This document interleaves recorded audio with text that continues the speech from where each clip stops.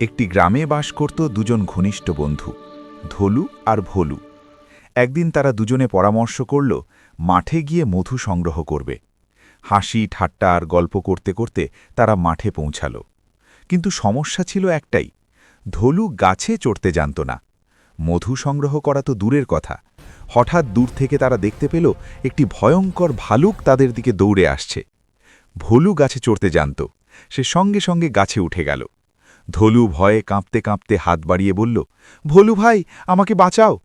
কিন্তু ভোলু গাছের ওপর থেকে হাসতে লাগল। উপায় না পেয়ে ধলু মনে করল ভালুক মৃত প্রাণী খায় না। সে তখন শ্বাস বন্ধ করে মৃত্যুর ভান করে মাটিতে পড়ে রইল। ভালুকটি এসে ধলুর সারা শরীর সুখে দেখল, তারপর চলে গেল। ভোলু তখন গাছ থেকে নেমে জিজ্ঞেস করল, ভালুকটা তোর কানে কানে কি বলছিল? ধলু রাগে বলল, যে বিপদের দিনে পাশে দাঁড়ায় না, সে কখনো সত্যিকারের বন্ধু হতে পারে না।